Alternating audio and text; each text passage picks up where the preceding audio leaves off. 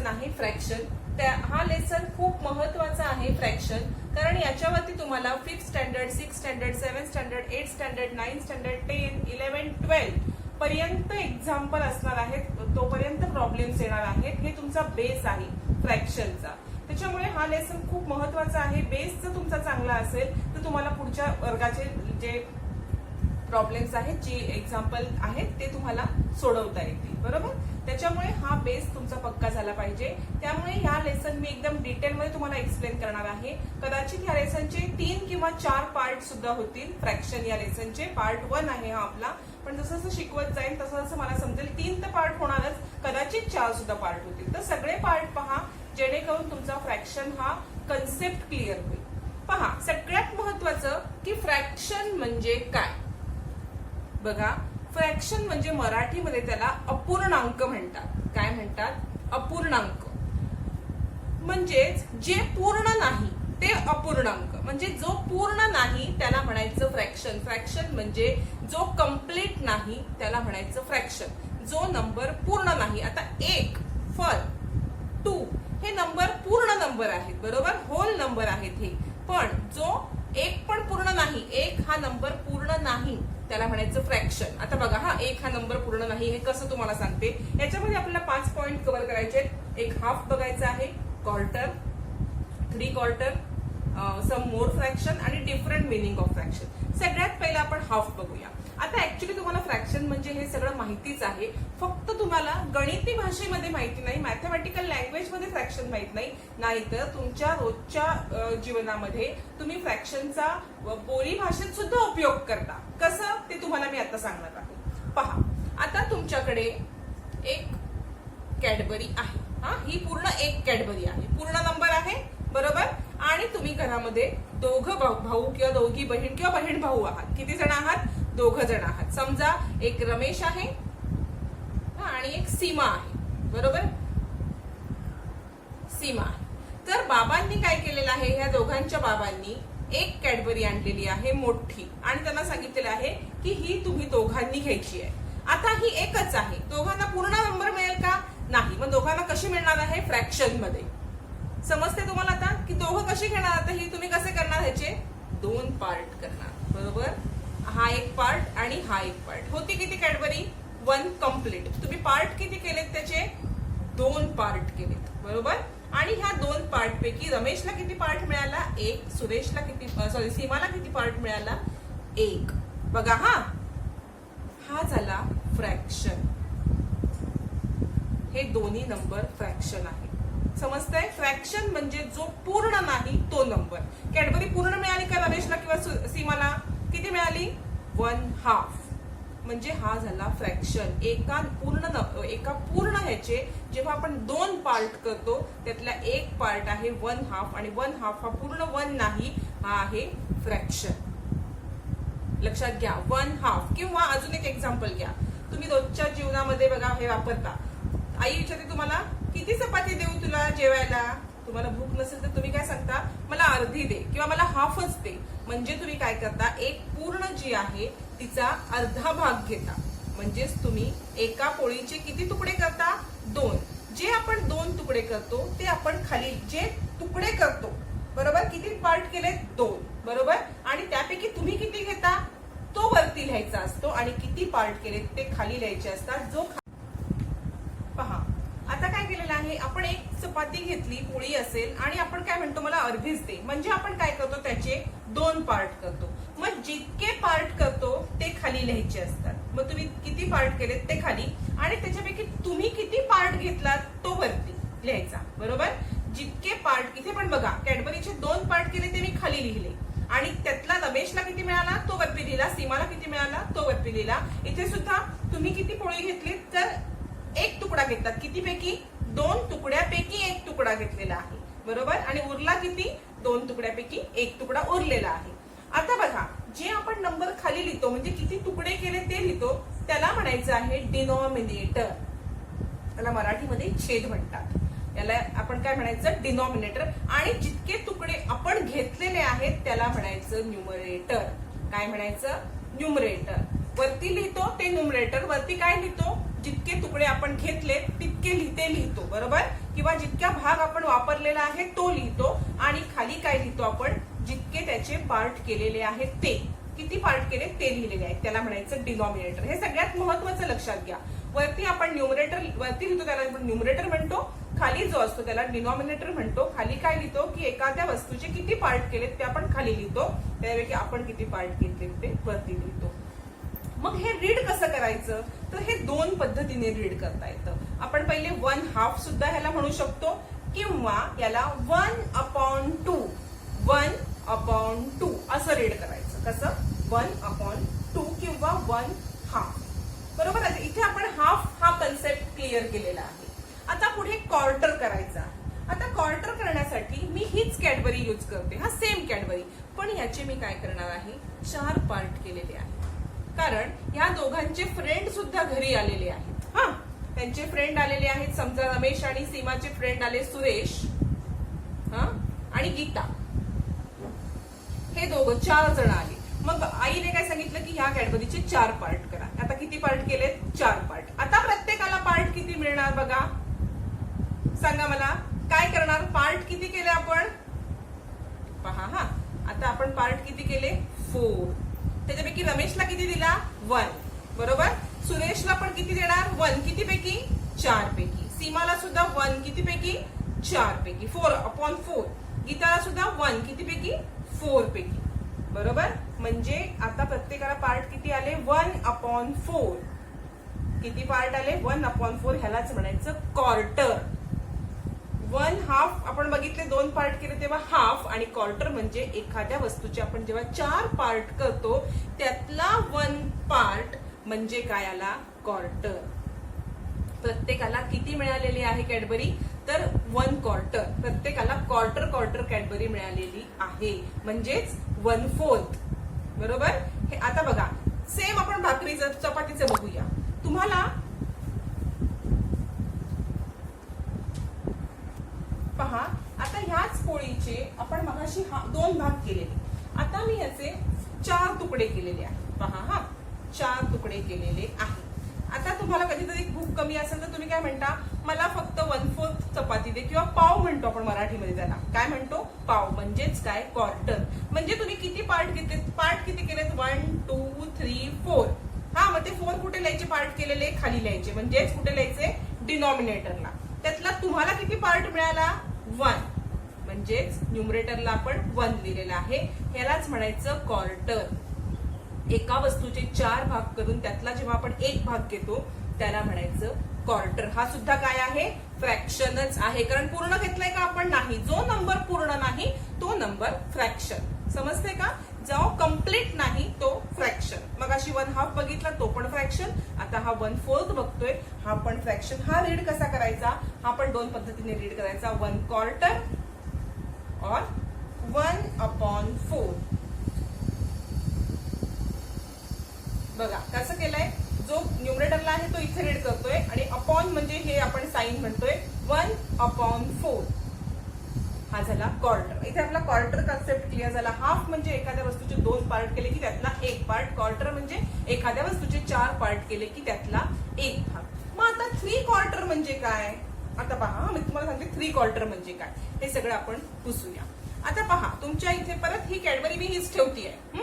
Cadbury आपण हीच ठेवलेली आहे.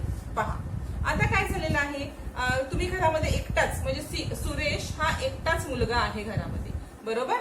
आणि त्याच्या बाबांनी त्याला कॅडबरी आणलेली आहे. तुम्ही कॅडबरी आणला होती माहितीये, त्याला असेच तुकडे केलेले असतात, पार्ट असतात त्याचे. समजा असे पार्ट 4 केलेले होते.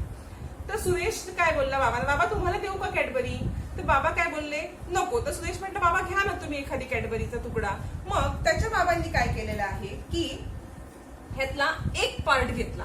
हा, किती घेतला म्हणजे 1 पार्ट बाबांनी घेतला, म्हणजे किती घेतला, 1/4. पार्ट किती आहेत, 4. त्यातला बाबांनी 1 पार्ट घेतला. बरोबर. म्हणजे हा पार्ट समजा बाबांना दिला जाईल. आता सुरेशला किती पार्ट मिळालेले आहेत, किती, 1 2 3. किती पार्ट मिळाले, 3. किती पैकी 3 मिळाले पार्ट, 4 पैकी. सुरेशला किती मिळालेले आहेत, 3/4. यालाच आपण म्हणतो 3 क्वार्टर. समजतंय, याला काय म्हणतो आपण, 3 क्वार्टर. सुरेशला किती कॅडबरी मिळालेली आहे, 3 क्वार्टर. म्हणजे एका वस्तूचे 4 भाग केलेले आहेत, त्यातले 3 भाग मला मिळालेले आहेत म्हणजेच 3/4 आणि बाबांना किती मिळालेलं आहे 1/4 बरोबर आणि सुरेशला 3/4. परत इथे बघा पोळीच्या वेळेला पण आता समजा तुम्हाला अर्धी पोळी आधी घेतली आणि परत एक तुकडा घेतलात म्हणजे तुम्ही 3 ह्यातले तुकडे घेतलेत खायला म्हणजेच तुम्ही किती पोळी खाल्ली 3/4. कितीपैकी 4 घेतलेत 3 कितीपैकी घेतलेत तुम्ही 4 पैकी बरोबर म्हणजे 3 आपण लिहितो न्यूमरेटरला जितके आपण घेतलेत ते लिहितो न्यूमरेटरला आणि जितक्यापैकी म्हणजे जितके पार्ट केलेत ते लिहितो आपण डिनॉमिनेटरला बरोबर. न्यूमरेटर जो वरती लिहितो तो आणि डिनॉमिनेटर जो खालती लिहितो तो हा सुद्धा फ्रॅक्शन आहे कारण पूर्ण आपण खातोय का पूर्ण घेतली का त्याला कॅडबरी पूर्ण पोळी खाल्ली का आपण नाही म्हणून 3/4 किंवा 3/4 हा पण फ्रॅक्शन आहे. याला 2 पद्धतीने रीड केलं जातं पहा एक तर 3/4 काय म्हणतो आपण 3/4 किंवा 3/4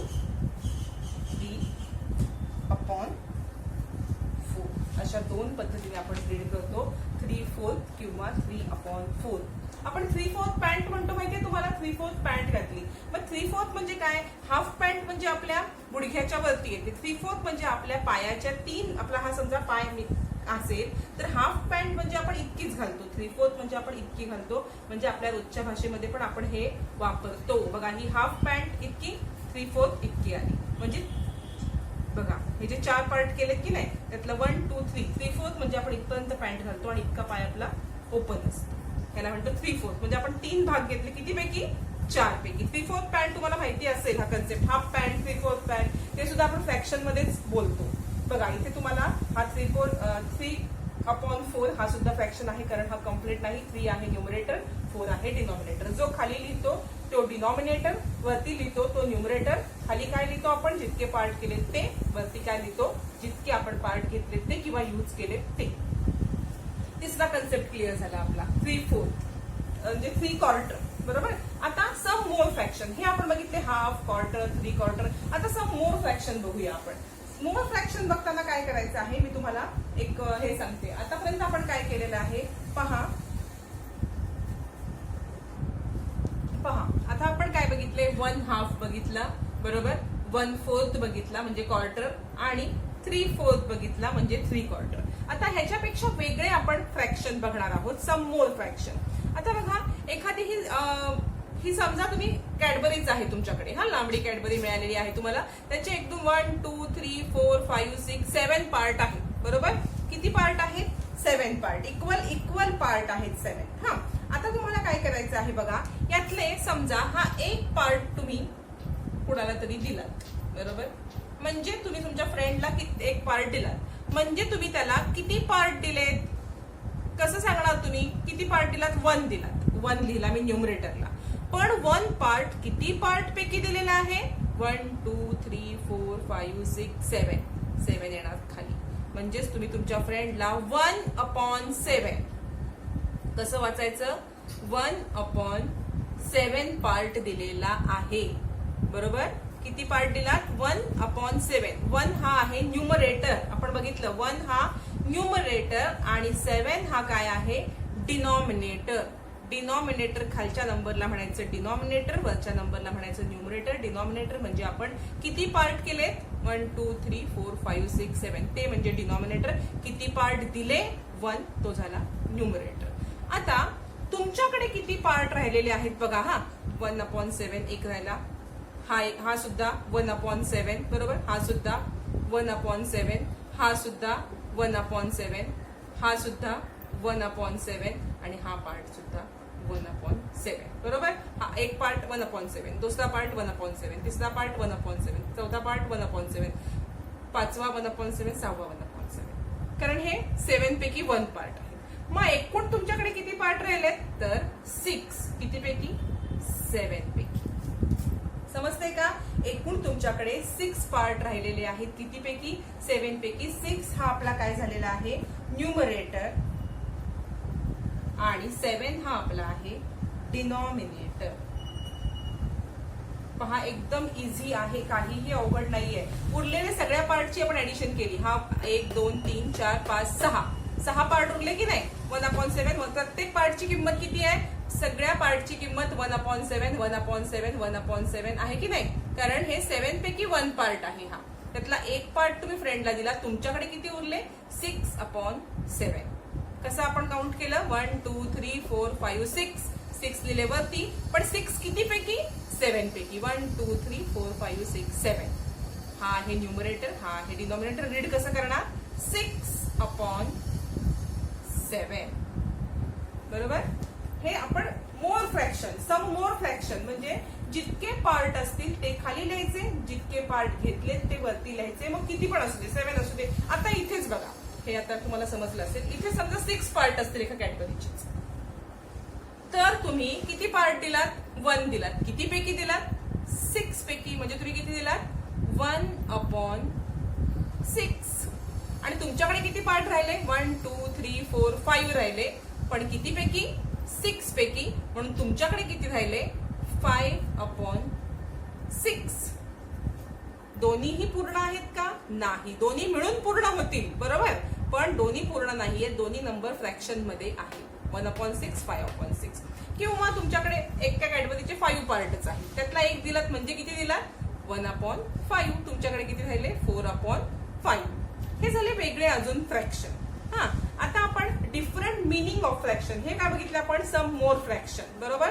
हाफ, क्वार्टर, 3/4 पेक्षा अजून वेगळे फ्रॅक्शन बघितले.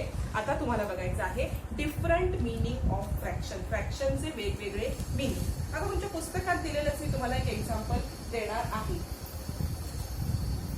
पहा, तुम्हाला काय सांगितलेलं आहे की 2 भाकरी आहेत. हा बरोबर, मी नावं बदलत असेल तुमच्या पुस्तकातली. तर ह्या 2 भाकरी तुम्हाला 3 मैत्रिणींच्या मध्ये वाटायच्या आहेत. 3 फ्रेंड आहेत. 3 फ्रेंडला ह्या 2 भाकरी इक्वल पार्ट मध्ये द्यायच्या आहेत बरोबर, इक्वल पार्ट मध्ये. आता ह्या 4 फ्रेंड असत्या जर, तर आपण काय केलं असतं, ह्याचा हाफ भाग केला असता आणि ह्याचे हाफ भाग केले असते. 4 तुकडे झाले असते, चौघींना एक एक तुकडा दिला असता. पण इथे मैत्रिणी किती आहेत 3. आता 3 भाग कसे करणार ह्या 2 भाकऱ्यांचे, पहा कसे करायचे. काय करणार आहे मी, तर मी एका भाकरीचे इक्वल 3 पार्ट करीन आणि दुसऱ्या भाकरीचे सुद्धा मी काय करीन इक्वल 3 पार्ट करीन बरोबर. आणि ह्यातला प्रत्येकातला एक एक पार्ट मी दोघींना देईन, एकीला देईन. म्हणजे एका फ्रेंडला ह्यातले 2 पार्ट, दुसऱ्या फ्रेंडला 2 पार्ट, यातले 2 पार्ट. झाले की नाही इक्वल पार्ट आपण केले की नाही. काय केलं आपण ह्याच्यामध्ये, आता बघूया आपण काय केलं ते.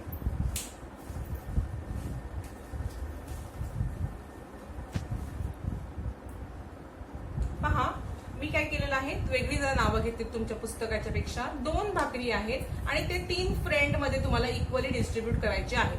सोनू, मोनू आणि टोनू हे 3 फ्रेंड आहेत. या 3 फ्रेंड मध्ये 2 भाकरी डिवाइड करायच्या आहेत. मी काय केलं, एका भाकरीचे 3 पार्ट केले, दुसऱ्या भाकरीचे सुद्धा 3 पार्ट केलेले आहेत.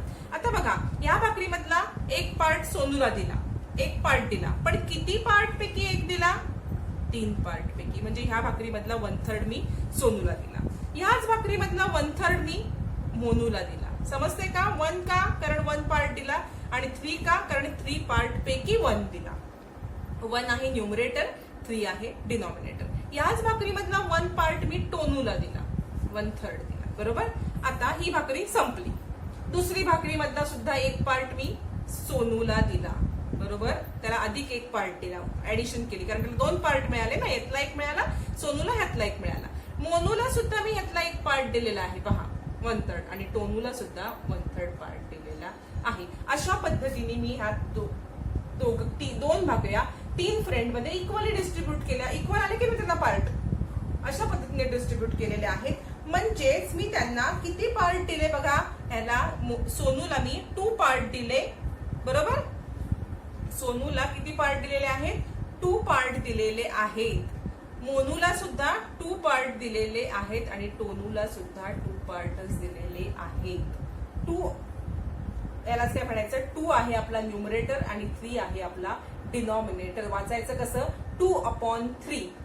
कसं वाचणार आपण 2/3. आता काय केलेलं आहे बघा, 2 भाकरीचे आपण तुकडे केलेले आहेत आणि ते ह्यांना डिस्ट्रीब्यूट केलेले आहेत. म्हणजेच काय बघा, कसं आपण कशा वेगळ्या पद्धतीने 2 parts out of 3 equal part of a object 2 part out of 3 equal part of object किंवा 1/3 ट्वाइस 1/3 प्लस 1/3 किंवा equal division of 2 objects between 3 people.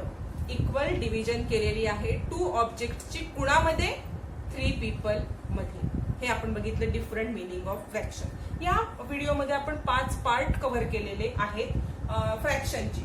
तुम्हाला फ्रॅक्शन समजायला सोपं जाईल. हा पार्ट एक्सप्लेनेशनचा पार्ट नीट व्हिडिओ पाहिला तर तुम्हाला फ्रॅक्शन काहीही अवघड वाटणार नाही. पुढच्या पार्ट मध्ये आपण एक्सरसाइज सॉल्व्ह करणार आहोत. तसेच एकूण या व्हिडिओचे 4 पार्ट होतील. तुम्ही 4ही पार्ट व्यवस्थित पद्धतीने बघा म्हणजे तुम्हाला समजण्यासाठी सोपं जाईल.